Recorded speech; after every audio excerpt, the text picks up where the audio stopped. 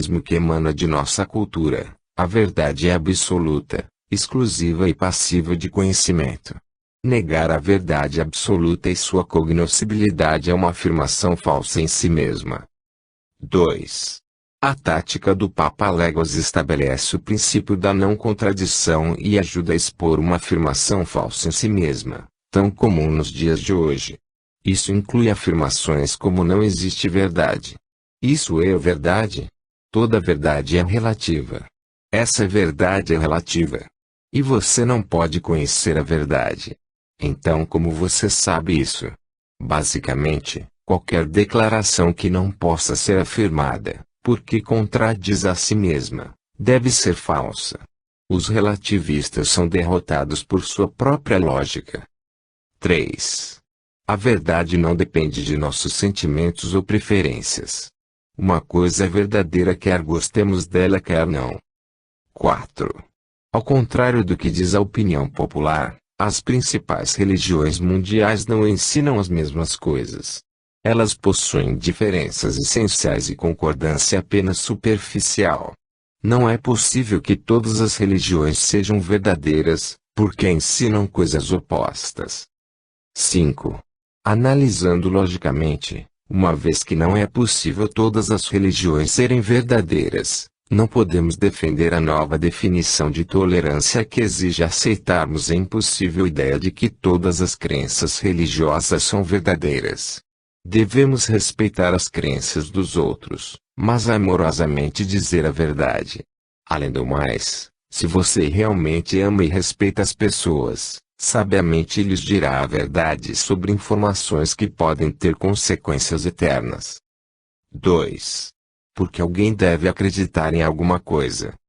Quase que invariavelmente as pessoas formam suas crenças não baseadas nas provas, mas naquilo que elas acham atraente.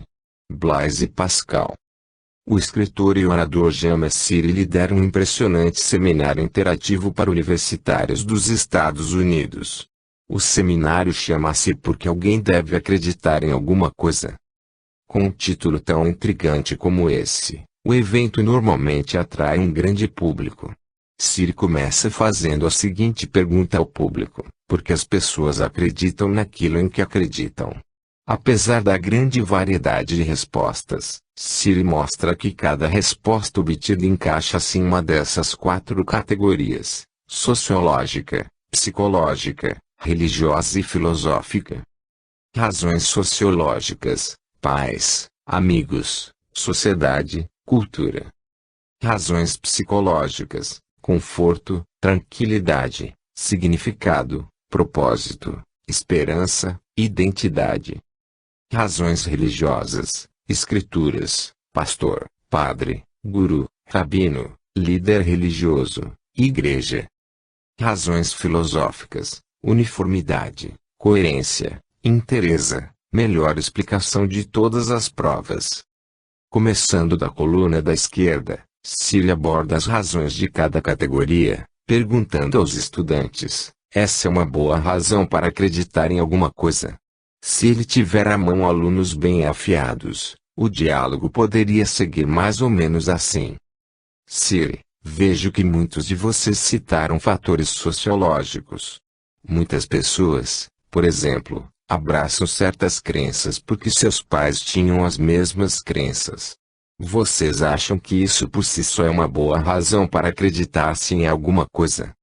Alunos: não, os pais às vezes estão errados. Siri: tudo bem. E quanto às influências culturais? Vocês acham que as pessoas devem acreditar em alguma coisa simplesmente porque aquilo é culturalmente aceitável? Alunos: não, não necessariamente. Os nazistas tinham uma cultura que aceitava o assassinato de todos os judeus. Isso certamente não tornava sua posição correta. Siri: bom. Agora, alguns de vocês mencionaram fatores psicológicos como conforto. Essa é uma razão boa o suficiente para se acreditar em alguma coisa? Alunos: não, não estamos confortáveis com isso. Falando seriamente, o conforto não é um teste para a verdade. Podemos ser confortados pela crença de que existe um Deus em algum lugar lá fora que se importa conosco, mas isso não significa necessariamente que ele realmente exista. Do mesmo modo, um viciado pode ficar temporariamente confortado pelo uso de certo tipo de droga, mas, na verdade, aquela droga pode matá-la. Siri, então você está dizendo que a verdade é importante porque pode haver consequências quando você estiver errado. Alunos, sim, se alguém estiver errado sobre uma droga, poderá tomar uma dose muito grande e morrer.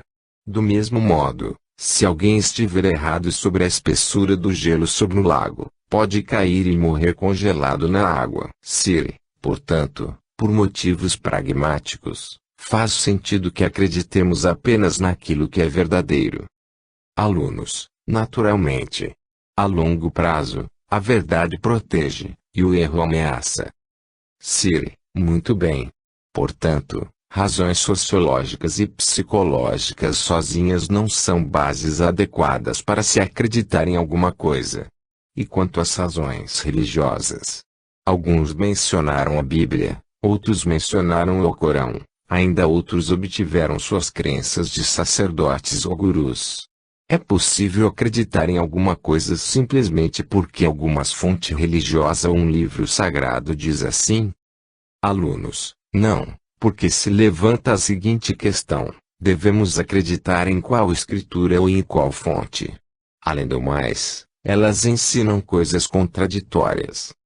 Siri, você poderia me dar um exemplo? Alunos, bem, vamos tomar a Bíblia e o Alcorão como exemplos. Não é possível que os dois sejam verdadeiros porque contradizem um ao outro. A Bíblia diz que Jesus morreu na cruz e que ressuscitou 3 dias depois, Lucas 15.1 a 8, enquanto o Alcorão diz que Jesus existiu, mas que não morreu na cruz, Surata 4157. Se um deles está certo, então o outro está errado. Se Jesus nunca existiu, então ambos estão errados. Siri, então, como podemos julgar entre, digamos, a Bíblia e o Alcorão? Alunos, precisamos de algumas provas exteriores a essas chamadas escrituras para que possamos descobrir qual é verdadeira, se é que alguma delas o é. Siri, de qual categoria devemos extrair tais provas? Alunos, tudo o que nos resta é a categoria filosófica. Siri, mas como é possível que a filosofia de alguém seja uma prova? Não seria apenas a opinião de uma pessoa? Alunos, não estamos nos referindo à filosofia nesse sentido da palavra, mas em seu sentido clássico, no qual filosofia significa encontrar a verdade por meio da lógica, da evidência e da ciência. Siri, excelente. Assim, com essa definição em mente, façamos a mesma pergunta à categoria filosófica. Vale a pena acreditar em alguma coisa se ela for racional, se for apoiada por comprovação e se melhor explicar todas as informações? Alunos, isso certamente nos parece correto. Ao expor justificativas inadequadas para as crenças, o caminho fica limpo para aquele que está buscando a verdade encontrar justificativas adequadas. É isso que faz um apologista. Apologista é alguém que mostra de que maneira boas razões e evidências apoiam ou contradizem uma crença em particular. É isso que estamos tentando fazer neste livro e é isso que Siri levanta em seu seminário. A abordagem socrática de Siri ajuda os alunos a perceberem pelo menos 3 classes. Em primeiro lugar, qualquer ensinamento, religioso ou não, só é digno de confiança se apontar para a verdade. A apatia em relação à verdade pode ser perigosa. De fato, acreditar num erro pode ter consequências mortais, tanto temporais, se determinado número de ensinamentos religiosos for verdadeiros, quanto eternas. Em segundo lugar, muitas crenças que as pessoas possuem hoje não são apoiadas pela evidência, mas apenas pela preferência subjetiva daqueles que as professam. Como disse Pascal, as pessoas chegam às suas crenças quase que invariavelmente baseadas não numa prova, mas naquilo que elas acham atraente. Mas a verdade não é um assunto subjetivo, e sim bastante objetivo. Por último, com o objetivo de encontrar a verdade, deve-se estar pronto a abdicar das preferências subjetivas em favor dos fatos objetivos. A melhor maneira de se descobrir os fatos é utilizar a lógica, a evidência e a ciência.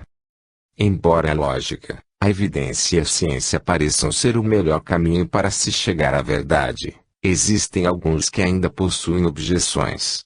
Essas objeções referem-se à própria lógica, ou seja, qual lógica devemos usar, a oriental ou a ocidental.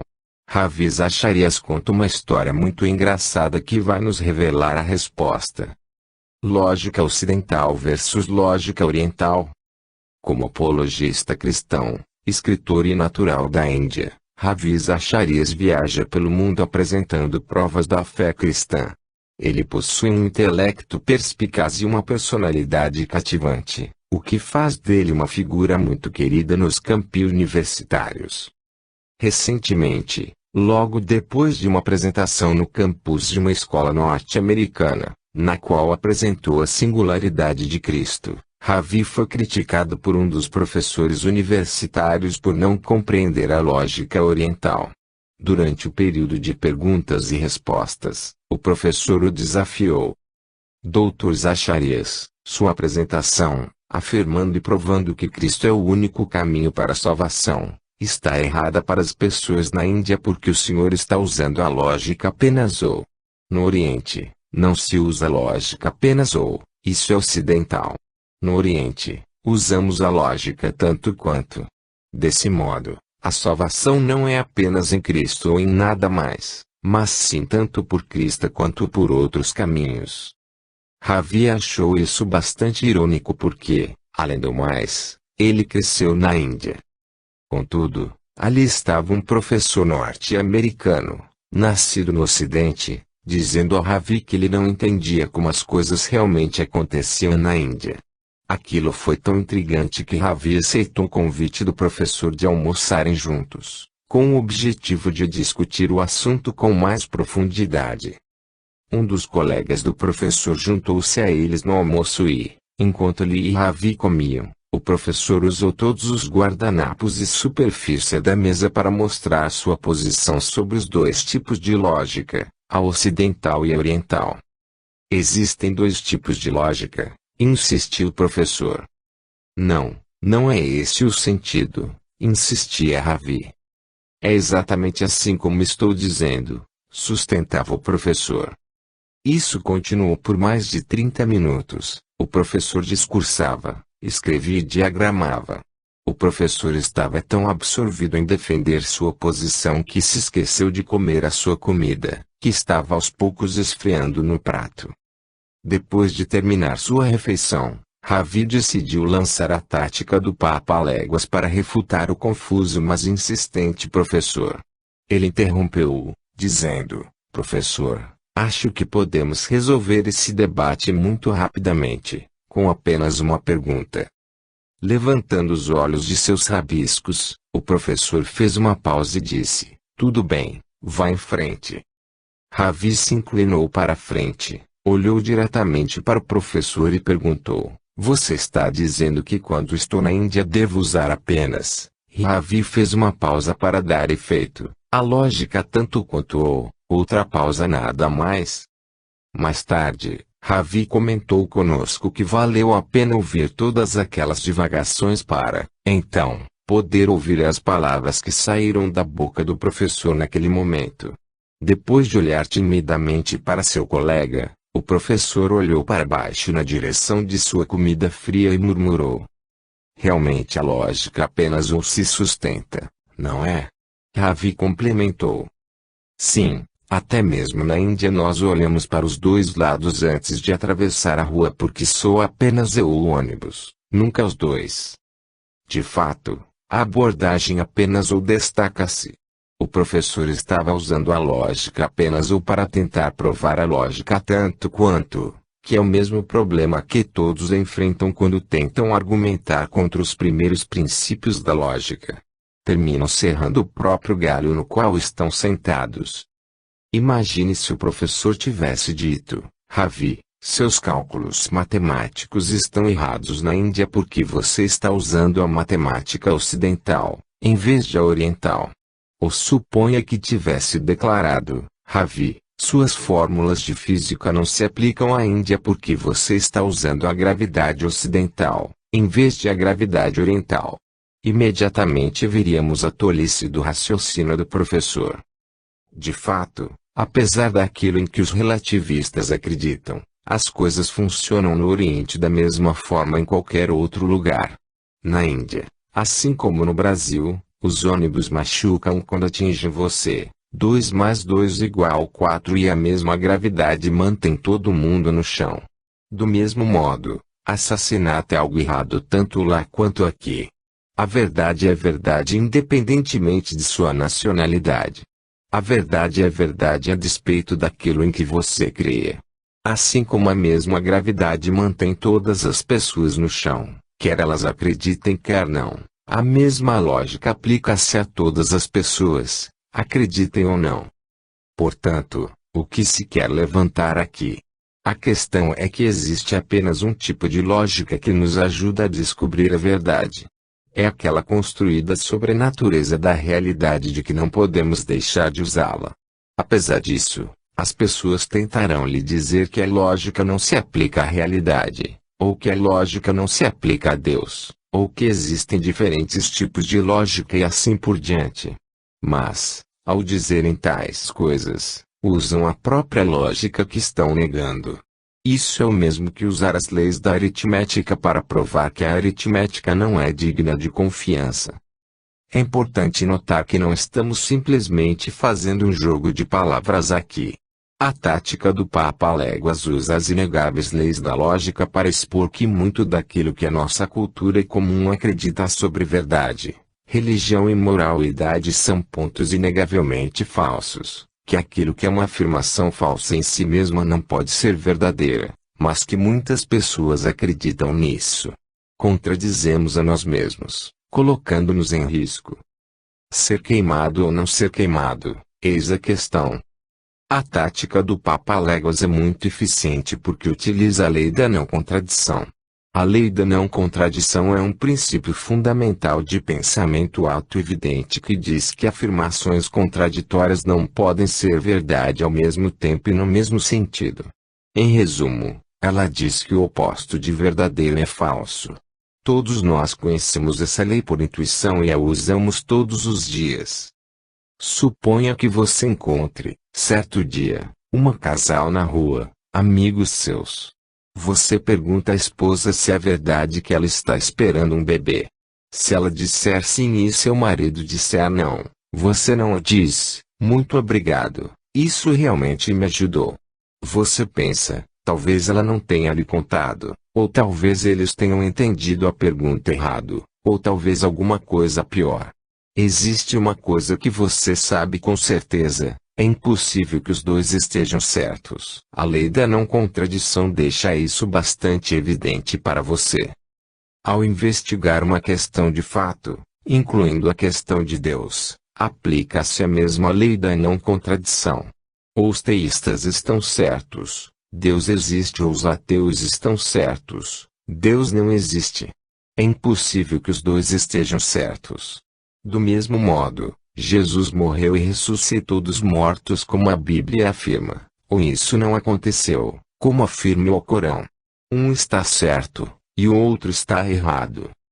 O fato é que um filósofo muçulmano medieval chamado Avicena sugeriu um método infalível de corrigir alguém que nega a lei da não contradição.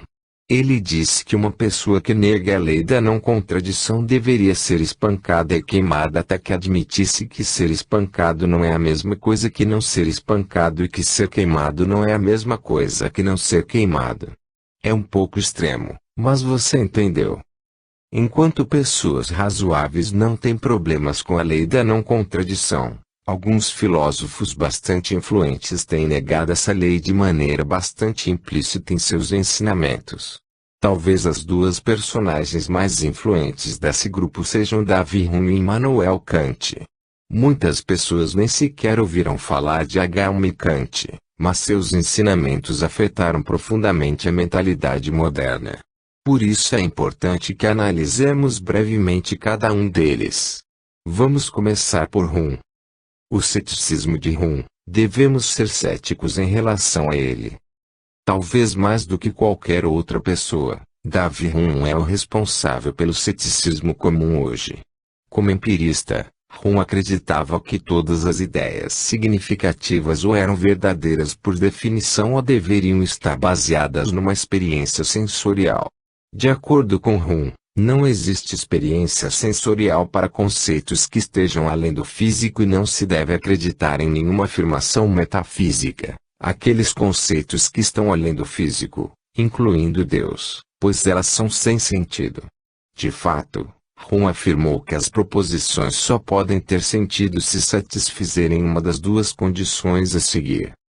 A afirmação verdadeira é um raciocínio abstrato como uma equação matemática ou uma definição, e.g., 2 mais 2 igual 4 ou todos os triângulos têm 3 lados, ou.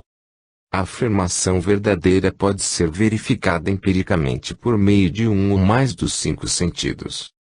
Embora afirmasse ser cético, Davi Hume certamente não era cético em relação a essas duas condições. Ele estava absolutamente convencido de que possuía a verdade. De fato, concluiu sua obra Inquiry Concerning Human Understanding com esta afirmação enfática. Se tivermos em nossa mão, qualquer um livro, de divindade ou metafísica, por exemplo, devemos perguntar, ele contém algum raciocínio abstrato, relativo à quantidade ou números? Não. Ele contém algum raciocínio experimental relativo à matéria e à existência? Não. Então, jogue-o no fogo, pois contém apenas sofismas e ilusões. Você consegue ver as implicações das duas condições de Hume? Se ele estiver certo, então qualquer livro que fale sobre Deus não tem sentido. Você pode até mesmo usar todos os livros religiosos como fonte de aquecimento para sua casa. Cerca de 200 anos depois, as duas condições de Hume foram convertidas por A.J. Ayer, filósofo do século XX, no princípio da verificabilidade empírica. Esse princípio afirma que uma proposição pode ter sentido somente se for verdadeira por definição ou se puder ser verificada empiricamente. Em meados da década de 1960, essa visão tornou-se a vedete dos departamentos de filosofia das universidades dos Estados Unidos, incluindo a Universidade de Detroit, onde eu, Norm, estudei. Eu mesmo cheguei a assistir um curso de positivismo lógico, um outro nome para o ramo da filosofia exposto por Ayer. O professor, um positivista lógico, era um espécime raro. Embora afirmasse ser católico, recusava-se a acreditar que era importante falar sobre a existência da realidade além do físico, metafísica, Deus. Em outras palavras, ele era um ateu confesso que nos dizia querer converter toda a classe ao seu ramo de ateísmo semântico. Certa vez eu lhe perguntei, como você pode ser tanto católico quanto ateu? Ignorando 2 milênios de ensinamento católico oficial, respondeu, você não precisa acreditar em Deus para ser católico, você simplesmente precisa cumprir as normas. No primeiro dia daquela aula, o professor deu à classe a tarefa de fazer apresentações baseadas nos capítulos do livro Linguagem, Verdade e Lógica, de Ayer. Eu me ofereci para falar sobre o capítulo que trata de o princípio da verificabilidade empírica. Não se esqueça de que esse princípio era o próprio fundamento do positivismo lógico e, portanto, de todo o curso. No começo da aula seguinte, o professor disse: Sr. Geisler, ouviremos o Senhor em primeiro lugar.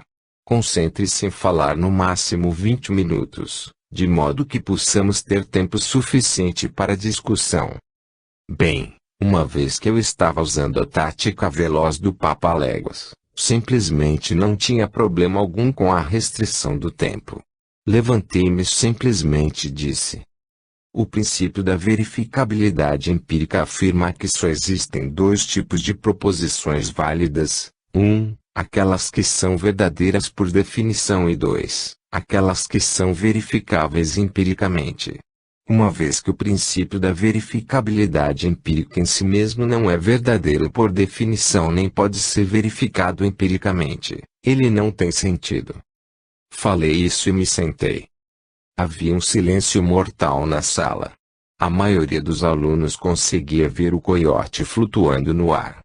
Reconheceram que o princípio da verificabilidade empírica não podia ter sentido baseado em seu próprio padrão. Ele autodestruiu-se no meio do ar.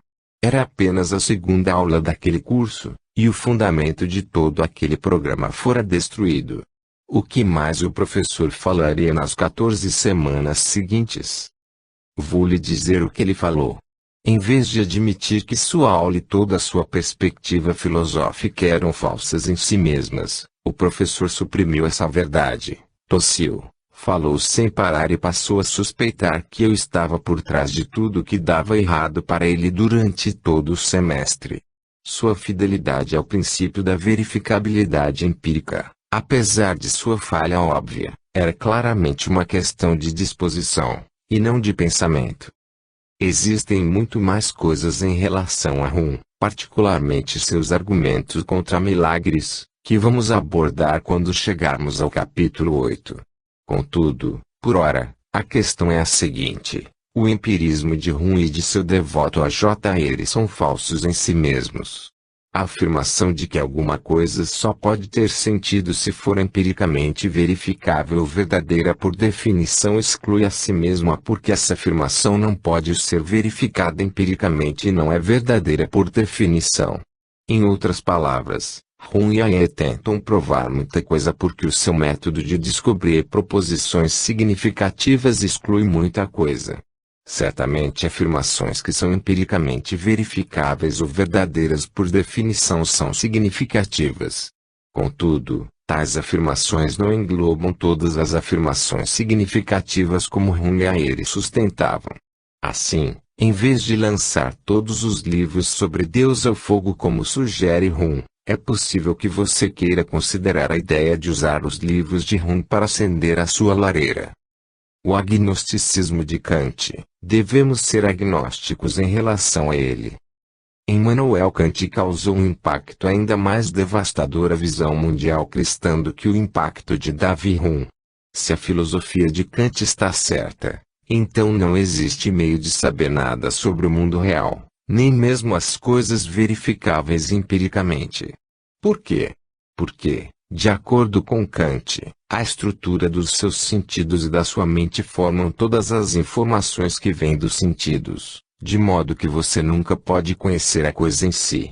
Você apenas conhece alguma coisa para você, depois que os seus sentidos formaram essa ideia. Para vermos como é isso, olhe através de uma janela para uma árvore. Segundo Kant, a árvore que você acha estar vendo é do jeito que parece ser porque sua mente armazena as informações que você captou em relação à árvore. Você realmente não conhece a árvore em si, apenas conhece o fenômeno que a sua mente categoriza sobre a árvore. Em resumo, você não pode conhecer a árvore em si mesma, mas apenas a árvore aprendida pelos seus sentidos. Uau! Por que é que as pessoas comuns na rua não duvidam daquilo que viram com seus próprios olhos, mas que filósofos supostamente brilhantes duvidam? Quanto mais estudamos filosofia, mais nos convencemos do seguinte: se você quer fazer o óbvio parecer obscuro, simplesmente deixe a filosofia entrar em cena.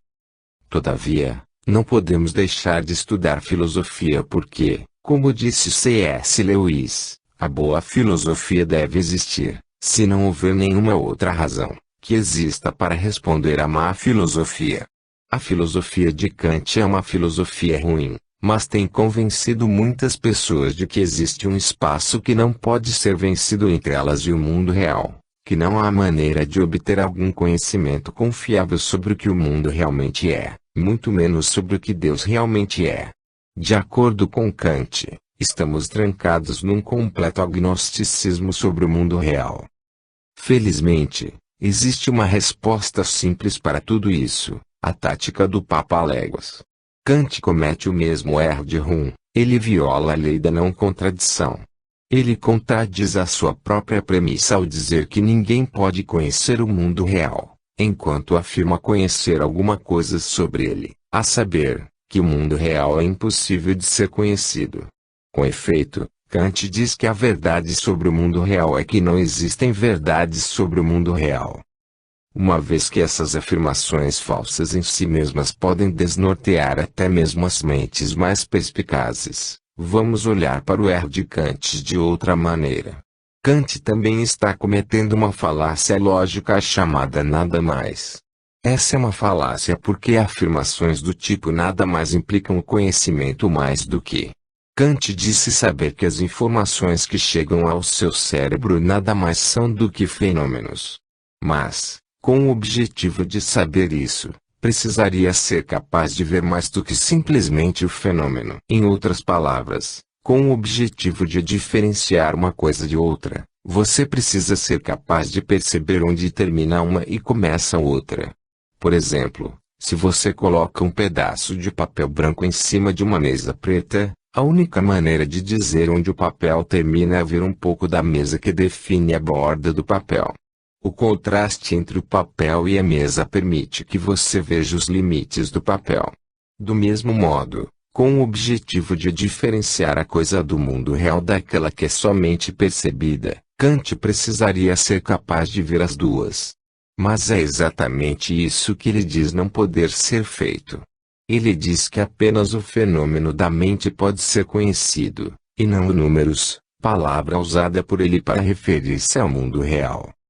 Se não há maneira de distinguir entre o fenômeno e os números, então você não pode ver em que aspectos eles diferem. E se você não pode ver em que são diferentes, então faz muito mais sentido assumir que eles são a mesma coisa. Em outras palavras, que a ideia em nossa mente representa com precisão as coisas do mundo real. O que estamos dizendo é que uma coisa pode ser realmente conhecida em si mesma. Você verdadeiramente conhece a árvore que está vendo porque ela está sendo impressa em sua mente por meio dos seus sentidos. Em outras palavras, Kant estava errado. A sua mente não modela a árvore, mas a árvore modela a sua mente. Pense em um selo de cera. Não é a cera que grava o selo, mas é o selo que grava a cera. Não existe um vácuo entre a sua mente e o mundo real. O fato é que os nossos sentidos são nossas janelas para o mundo. Sentidos, assim como janelas, são aquilo por meio do que nós olhamos para o mundo exterior. Eles não são aquilo para o que estamos olhando. Numa aula de filosofia que eu, Norm, estava lecionando, apontei as falhas da filosofia de Kant dessa maneira. Eu disse: em primeiro lugar, se Kant afirma que não pode conhecer coisa alguma sobre o mundo real, a coisa em si, então como ele sabe que o mundo real existe? E, segundo, sua visão é falsa em si mesma porque ele afirma que não se pode conhecer nada sobre o mundo real, enquanto afirma que ele sabe que o mundo real não pode ser conhecido. Um dos alunos interrompeu-me e disse: não, Dr. Geisler, as coisas não podem ser tão simples assim. Você não pode destruir o princípio central dos últimos 200 anos de pensamento filosófico usando apenas algumas frases. Usando a minha fonte favorita, a revista Seleções de Reader's Digest, eu respondi: é isso que acontece quando uma linda teoria encontra-se com uma violenta gangue de fatos. Além do mais, quem disse que uma refutação precisa ser complexa? Se alguém comete um erro simples, só é preciso uma simples correção para destruí-lo. Não existe nada de complexo em relação ao Papaléguas, ele é simplesmente rápido e eficiente. Hume e Kant estão errados. E daí? Uma vez que Hume e Kant violam a lei da não contradição, suas tentativas de destruir todas as verdades religiosas fracassam. Contudo, o simples fato de Hume e Kant estarem errados não significa necessariamente que temos provas positivas para, por exemplo, a existência de Deus. A tática do Papaléguas simplesmente revela que uma proposição é falsa. Ela não dá provas positivas de que qualquer afirmação em particular seja verdadeira. Portanto, é verdade que existe um Deus teísta. Existe alguma prova cognoscível capaz de nos dar uma certeza plausível quanto a uma opção ou outra? Existe essa coisa de prova cognoscível para um Deus que não pode ser visto? Para responder a essas perguntas, precisamos investigar de que maneira a própria verdade pode ser conhecida. Como a verdade é conhecida? Vamos recapitular aquilo que vimos até aqui. A verdade existe e ela é absoluta e inegável. Dizer que a verdade não pode ser conhecida é uma afirmação falsa em si mesma porque a própria afirmação afirma ser uma verdade conhecida e absoluta. De fato, todas as vezes que dizemos qualquer coisa estamos deixando implícito que conhecemos pelo menos alguma verdade, porque qualquer posição ou qualquer assunto implica algum grau de conhecimento.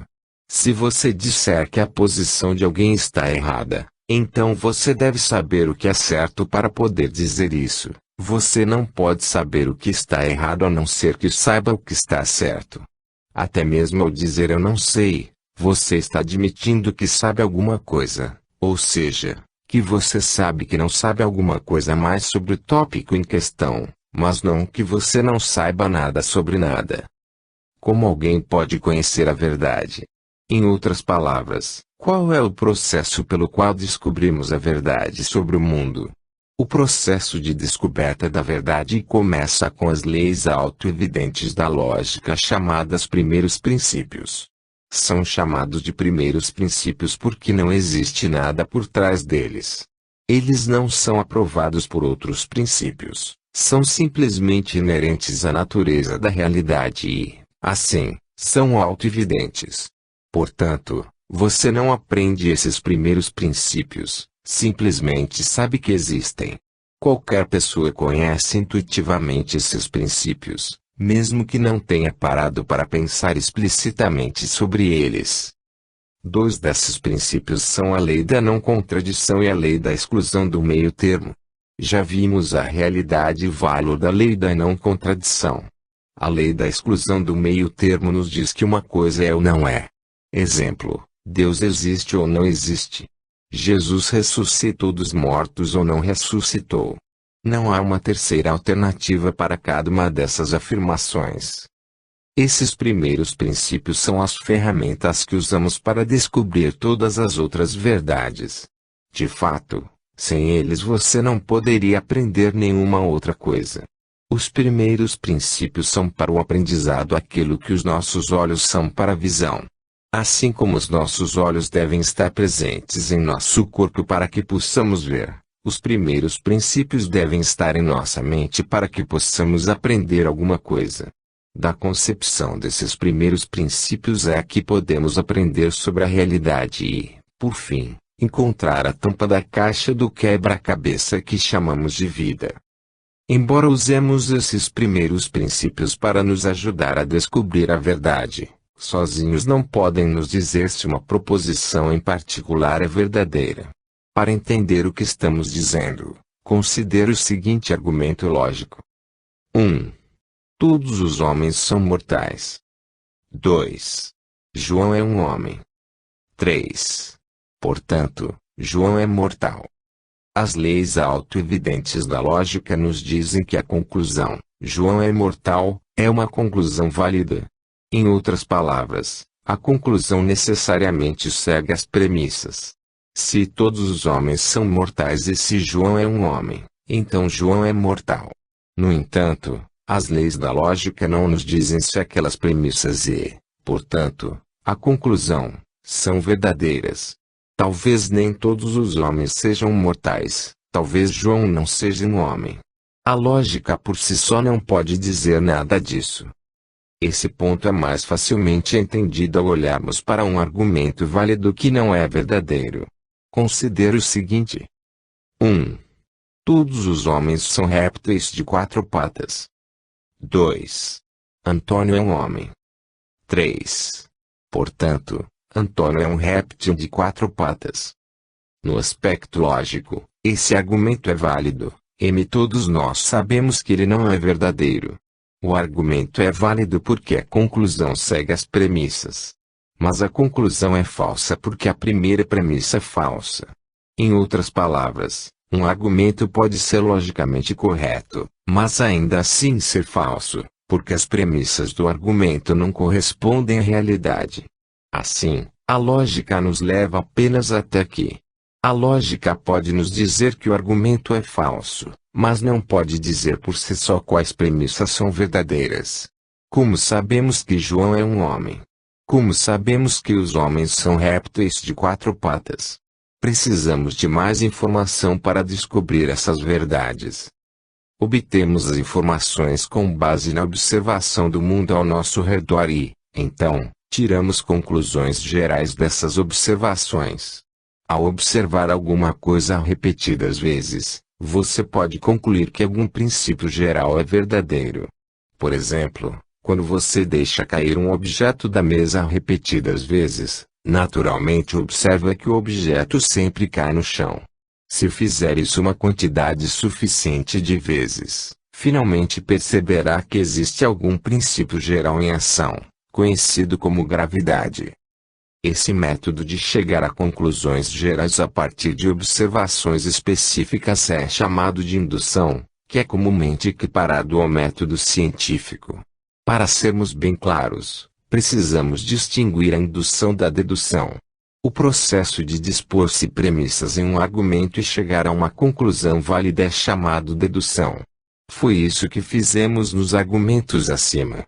Mas o processo de descobrir-se uma premissa em um argumento é válida geralmente exige a indução. Muito daquilo que sabemos, o sabemos por meio da indução.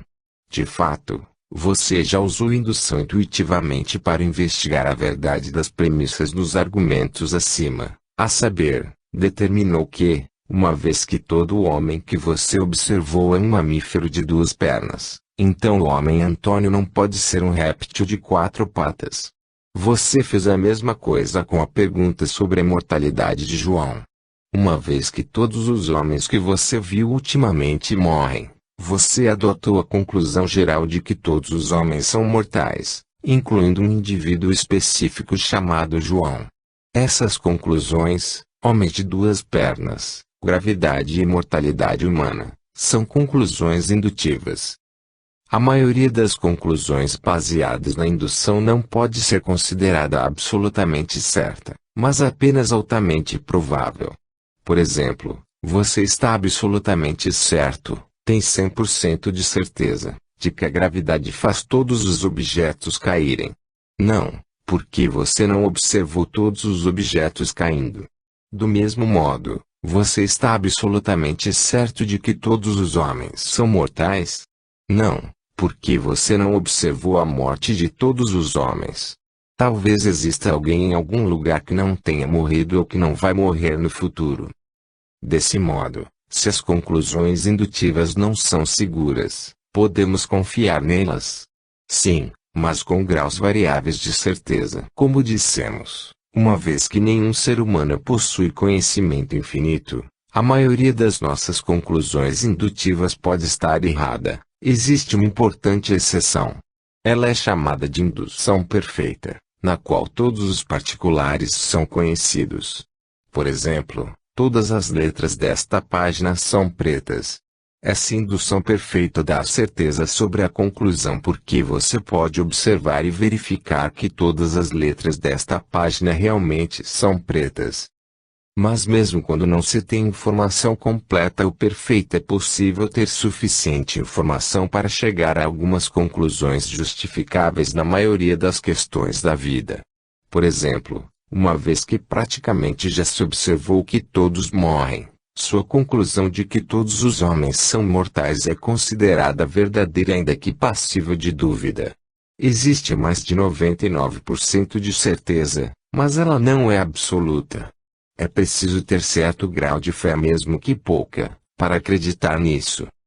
Nota: de fato, enfrentamos a maioria das situações da vida, variando do que comemos até quem escolhemos como amigos, por meio da observação e da indução. Por exemplo, não temos uma informação perfeita sobre o líquido que está dentro de uma lata de sopa da marca Campbell e imaginamos que é comestível e que não vai nos envenenar. Mas não estamos 100% certos disso. Confiamos em nossa experiência anterior de que a sopa Campbell é confiável e presumimos que dentro daquela lata existe realmente sopa Campbell, em vez de veneno.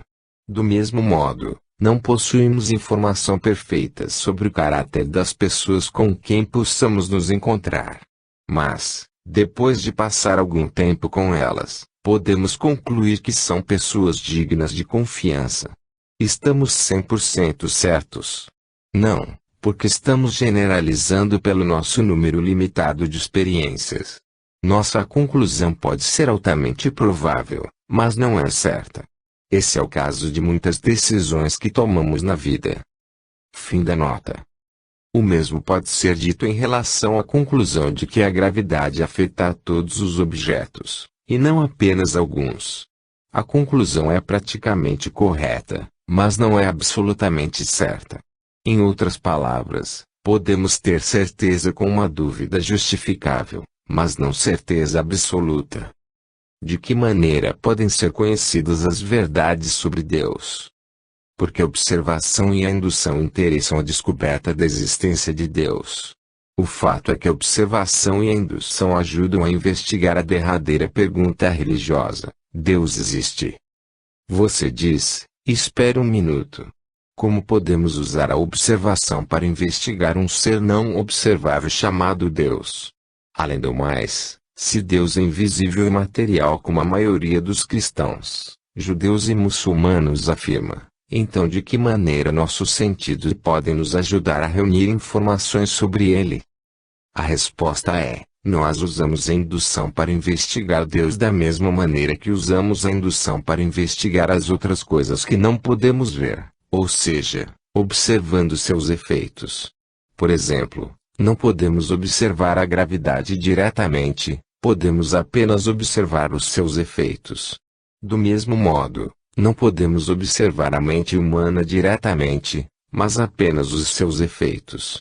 Desses efeitos, fazemos uma inferência racional quanto à existência de uma causa. De fato, o livro que você está lendo agora é um caso em questão. Por que assumimos que este livro é efeito de uma mente humana? Porque todas as nossas experiências de observação nos dizem que um livro é um efeito que resulta apenas de alguma inteligência preexistente, e é um escritor. Você nunca viu o vento, a chuva ou outras forças naturais produzirem um livro, você viu apenas pessoas fazendo isso. Assim, apesar do fato de você não ter visto ninguém escrevendo este livro, concluiu que ele deve ter pelo menos um autor. Ao assumir que este livro tem um autor, você está naturalmente colocando juntas a observação, a indução e a dedução. Se fôssemos escrever seus pensamentos de maneira lógica, então se assemelhariam ao seguinte argumento dedutivo. 1. Todos os livros têm pelo menos um autor, premissa baseada na investigação indutiva. 2. Não tenho fé suficiente para ser ateu é um livro, premissa baseada na observação. 3. Portanto, não tenho fé suficiente para ser ateu tem pelo menos um autor, conclusão. Você sabe que o argumento é válido por causa da dedução e sabe que o argumento é verdadeiro porque as premissas são verdadeiras, pois foram verificadas por meio da observação e da indução. Agora surge uma grande pergunta. Assim como um livro exige uma inteligência humana preexistente, será que existem efeitos observáveis que parecem requerer algum tipo de inteligência sobrenatural preexistente? Em outras palavras, existem efeitos observáveis que apontam para Deus? A resposta é sim, e o primeiro efeito é o próprio universo. Uma investigação de seu início é o próximo passo em nossa jornada para encontrar a tampa da caixa. Mas antes de olharmos para as evidências do início do universo, precisamos abordar mais uma objeção à verdade, que é, e daí? Quem se importa com a verdade? E daí? Quem se importa com a verdade? Às vezes perguntamos aos nossos alunos, qual é o maior problema nos Estados Unidos hoje? E a ignorância ou apatia? Certa vez um aluno respondeu, eu não sei, e não me importo com isso. Essa resposta resume o problema dos Estados Unidos hoje. Muitos de nós são ignorantes e apáticos em relação à verdade, mas não quando a questão se refere ao dinheiro, à saúde ou qualquer outro tema tangível que já mencionamos. Nós nos importamos apaixonadamente com aquelas coisas. Mas muitas pessoas são ignorantes e apáticas sobre a verdade na moralidade e na religião. Sabemos que você não é, pois está reservando um tempo para ler este livro. Será que as pessoas que adotaram a postura e daí de nossa cultura estão certas ou será que a verdade na moralidade e na religião são realmente importantes? A verdade é realmente importante. Como sabemos disso? Em primeiro lugar, embora as pessoas possam afirmar que a verdade na moralidade não é importante, elas realmente não acreditam nisso quando alguém as trata de maneira imoral. Afirmam, por exemplo, que mentir não é errado, mas veja só quão moralmente iradas ficam quando você mente para elas, especialmente se a questão estiver relacionada ao dinheiro delas. É comum ouvirmos isto é a economia, seu estúpido. Mas simplesmente pense em como a economia seria melhor se todo mundo dissesse a verdade. Não haveria escândalos sobre malversação de verbas públicas e corrupção financeira. Não haveria pesadas regras governamentais. É claro que a economia é importante, mas ela é diretamente afetada pela moralidade. Está presente em quase tudo o que fazemos. Ela não apenas nos afeta financeiramente, mas, em certas circunstâncias, também nos afeta nos aspectos social, psicológico, espiritual e até mesmo físico. A segunda razão pela qual a verdade na moralidade é importante é que o sucesso na vida normalmente depende de escolhas morais que uma pessoa faz. Isso inclui escolhas em relação a práticas sexual, casamento, filhos, drogas, dinheiro, negócios e assim por diante. Algumas escolhas trazem prosperidade e outras resultam em ruína. Terceiro, como destacamos em um livro anterior chamado Legislating Morality, legislando sobre a moralidade, todas as leis são formadas na perspectiva da moralidade. A única pergunta é, de quem é a moralidade que está sendo usada para legislar? Pense sobre isso. Toda lei declara um comportamento como certo e seu oposto como errado, isso é moralidade.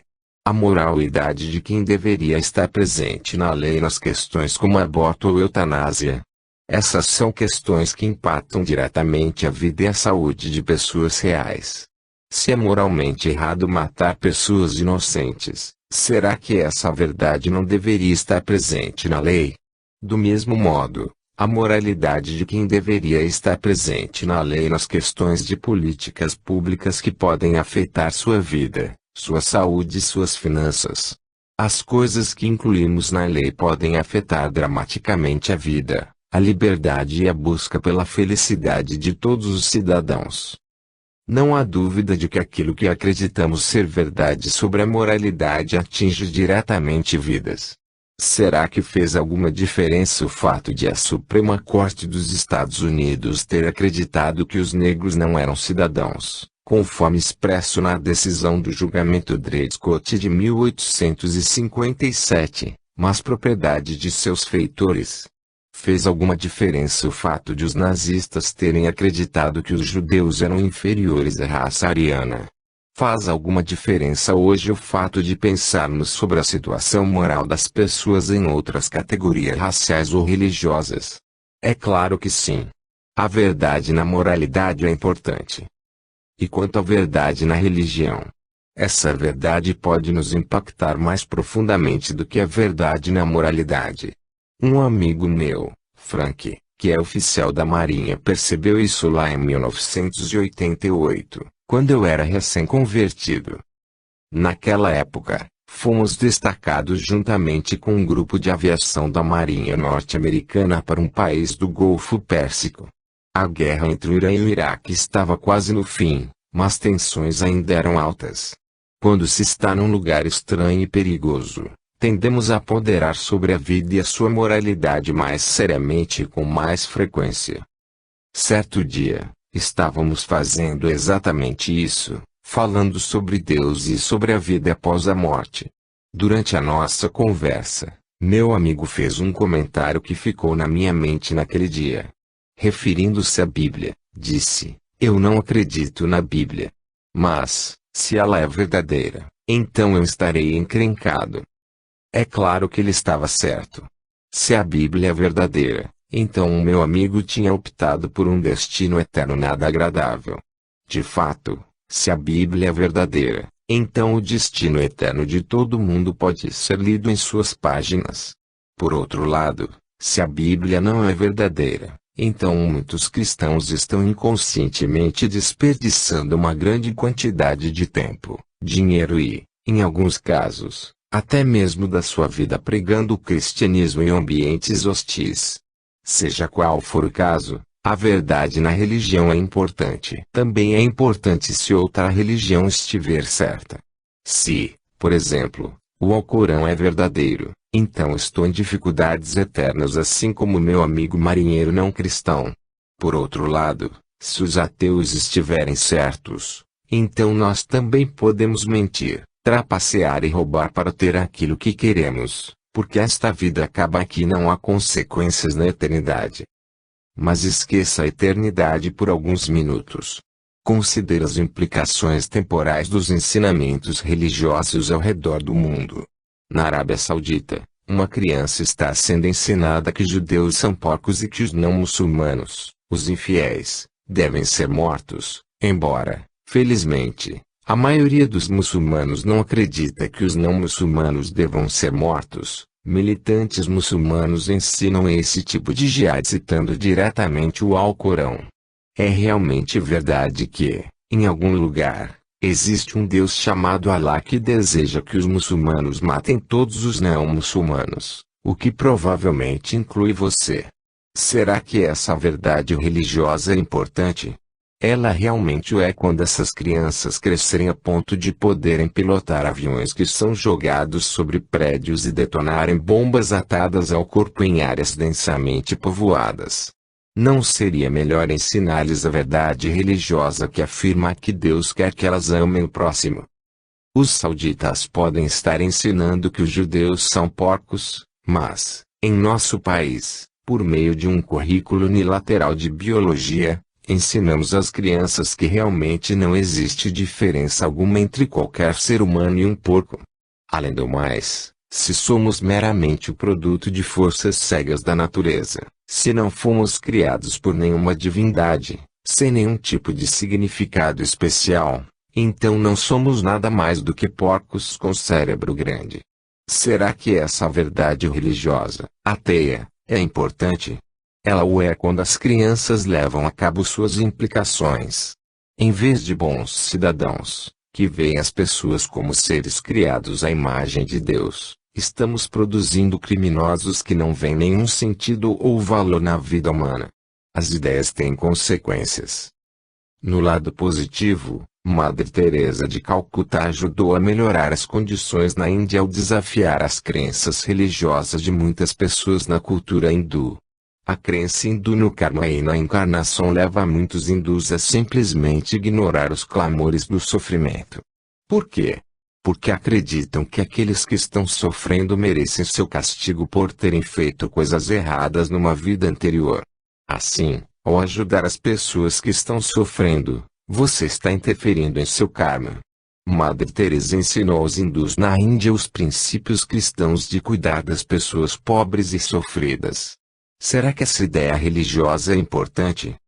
Pergunte aos milhões de vidas que ela tocou. Será que os ensinamentos religiosos do karma são importantes? Pergunte aos milhões que estão sofrendo. O resumo é o seguinte: independentemente do que seja real verdade em relação à religião e à moralidade, nossa vida é grandemente afetada por ela hoje e, talvez, até mesmo na eternidade. Aqueles que, de maneira arrogante, dizem e daí? Quem se importa com a verdade na moralidade e na religião? Ignoram a realidade e estão esquiando cegamente sobre gelo fino. É nossa obrigação tanto para conosco quanto para com os outros descobrir a verdade real e, então, agir de acordo com ela. Portanto, vamos começar com a pergunta: Deus existe? Resumo. 1. As pessoas normalmente obtêm suas crenças provenientes dos pais, dos amigos, da religião de infância ou da cultura. Às vezes, elas formulam suas crenças baseadas apenas nos sentimentos. Embora tais sentimentos possam ser verdadeiros, também é